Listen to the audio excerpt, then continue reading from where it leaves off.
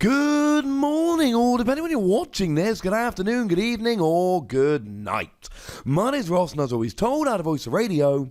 So today, we're going to be taking a look at a very, very interesting deck indeed. I should give a shout out right at the beginning here to the lovely Nafond on Twitter, who did link me into this. Thank you very much, sir. You are a lovely man. Although I should give a shout out to T_Kitasenyuju, who was the person who actually went and threw it out. This is a winning deck that is all based around Honchkrow. Ladies and gentlemen, we said Honchkrow was going to be good.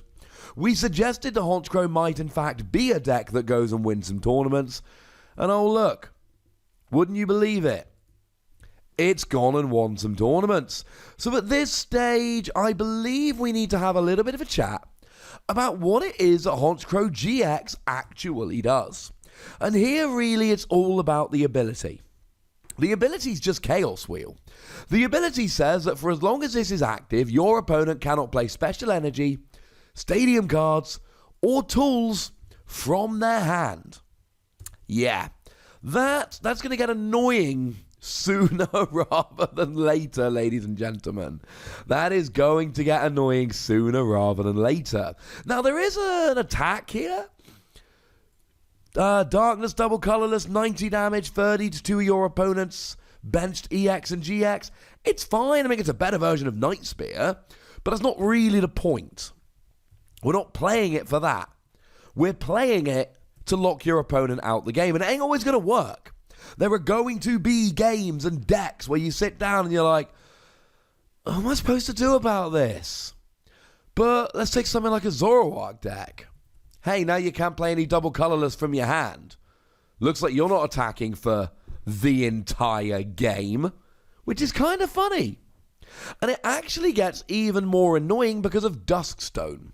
You see, Duststone is a lovely little item card, and it works for other Pokemon as well, but for our purposes, it evolves into Honchkrow.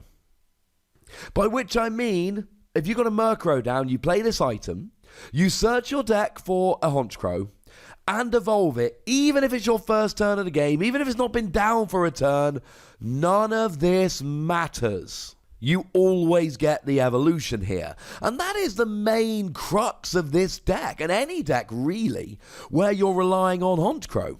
You want to get your Murkrow down, play a Duststone, turn 1, and you're off and rolling. And that is largely what we're trying to do here. Now, we do play one of the other Honchkrow here, because you're spreading a bunch of damage round. You're doing 90 to the active, and as long as your opponent's got 2 benched EXs or GXs, you're actually doing a total of 150 damage per turn. 90 to one, 30 to one, 30 to another. Now that's relevant because the other Honchkrow for a double colorless energy, bearing in mind you're playing that for the GX anyway, 10 damage plus 10 more for each damage counter on all of your opponent's Pokemon. One of the biggest problems with Honchkrow is you're not getting big KOs, you're peppering damage around here and there. Well, in comes the Honchkrow from Guardians Rising and goes, don't worry boys, I've got your back. I can get the big KOs. Now, there are weirdly a large amount of other Pokemon here. Obviously, we're playing Zoroark, and Zoroark's here for a couple of reasons. Firstly, consistency, making sure you get that Honchkrow. Secondly, hey, remember a moment ago when I said you're not always going to get your Honchkrow rolling, because it's not always going to be relevant, because some decks are just not shut down by this. Basic energy, no stadium, no tools. Yeah, your opponent ain't going to care about your Honchkrow, and it's not good enough as an attacker. At which point you whack your double colorless energy onto Zoroark and you roll, and you play it like a Zoroark deck. And you know what? That's fine. We see a 1-1 Macargo line here. Lets you pop whatever you like from your deck on top of your deck. And then, of course, you can draw it straight away with Zoroark. We see 1 Tapu Lele to search out supporters. 1 Dedenne to discard your hand and draw 6, just refresh your hand. 1 copy of Hooper, which blocks EXs and GXs. This is one of those, look, I'm already playing Darkness and double colorless, so I can legitimately attack with Hooper. So even though Hooper's not really what I'm going for here, if I happen to come up against a deck that only plays EXs and GXs, this can actually lock them out of the game entirely. And if you're playing the required energy, why not? Or maybe it locks them out of the game for a turn or two, and that's enough. It's kind of fun. We see one copy of Marshadow here, forces your opponent and yourself to get a new hand of 4. It's nice disruption, especially if you can... Well, look, this is a GX attack. We should probably circle back around to the GX attack here. Because what the GX attack does is look at your opponent's hand, discard 2 cards you find there. So you drop Marshadow to give them a new hand of 4, then you use a GX attack, and they've got a hand of 2, except they've got, assuming you're paying attention, the 2 worst cards for them at that moment. That's what they get. That's going to win you games. You will win games with this purely because you put your opponent down to a useless 2-card hand. It's kind of fun. We then see one Ditto Prism Star, which can evolve into... It can evolve into Honchkrow, but not using Duststone. Duststone is dependent on what you evolve from, not what you evolve into. So you can use it from a Murkrow into a Honchkrow, but not a Ditto into a Honchkrow. But you can also evolve it into Makago or Zoroark, or your single copy of a Alolan Muck. You're not playing any Alolan Grimer, just Alolan Muck. Which means your opponent might be able to take out Ditto Prism Star before you evolve, and then you cannot have it for the remainder of the game. Happens. The thing is, this is very much like Hooper. It's not always going to work, but sometimes it will, and that's a bit of a theme of this deck. Honchkrow won't always work, and Hooper won't always work, and Alolan Muck won't always work. But on games where they do, they win you the game. Now, in terms of slightly weirder cards here, we've talked about Duststone, so we don't need to talk about that anymore. We've got one copy of Black Market Prism Star. It means your Darkness Pokemon with Darkness Energy attached give up 1 fewer prize. Well, you're mostly playing Darkness Pokemon here. You're pretty much always going to be attacking with Darkness Pokemon. Even though you run other Pokemon, none of them are attackers. You're really attacking with Darkness Pokemon here. So now they just give up 1 fewer prize. Tell me that doesn't sound good. You'd be lying. Of course it sounds good. And then we have a single copy here of Nita. And I don't know why I realised that was Nita rather than the others. I'm not that familiar with the Battle Chatelaine ladies. I just spend way too much time looking at Pokemon cards. You can only play it if your opponent's active Pokemon is a basic. You put all energy from your opponent's active Pokemon on top of their deck. And this is going to stop your opponent just piling energy on a basic like their own Tapu Lele, which they might do, to try and take you out. This could be fun. So again, it's not always going to work. Stop me if I've said that during this video, because they might not be playing basic Pokemon. But a lot of people like to, if they've got nothing else going on, just pile energy on a Tapu Lele and roll. There's plenty of other good basics here. All of the Tag Team GXs.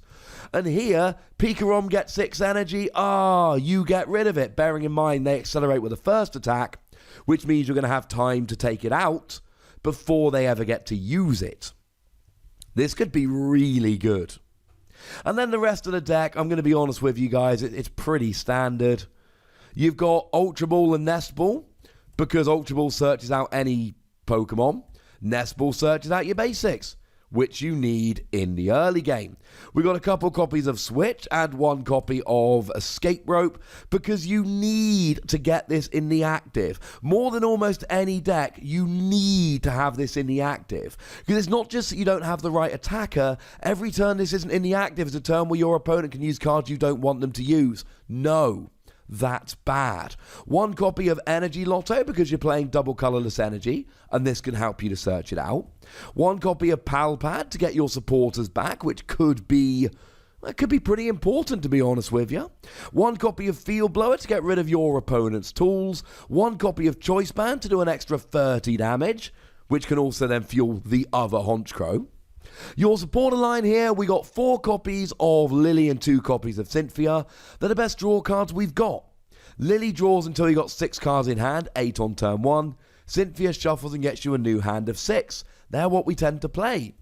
2 copies of Judge, partly as a bit of disruption, but partly, as previously mentioned, amazing with your GX attack.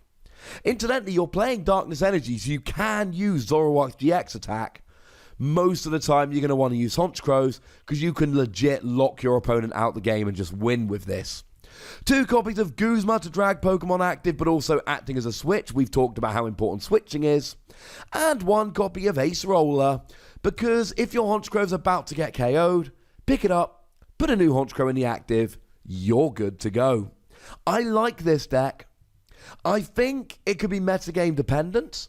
I'm not sure it's always good enough, but I do think it is a great deck, and I think certainly in the right metagame, this could be absolutely devastating for whoever you're playing against. But then you get to win, so for you it's a very good thing. But I would very much like to know what you think about this, so please do let me know in the comment section. Go nuts, ladies and gentlemen, but please do remember the rule. Be nice, would ya? And then make sure you like this video, subscribe to this channel, follow me on Twitter at TheWasi, and Twitch for some live action at twitch.tv/PTCGRadio. If you want to support the channel, get some bonus podcasts and all that, head on over to patreon.com/PTCGRadio, where you can do exactly that. And please do make sure you're checking out youtube.com/WasiPlays, where we talk about games. And they don't even have Pokemon in. But by far the most important thing, as always, look after yourselves till next time. Thank you very much for watching. My name's Ross, and you've been watching PTCG Radio.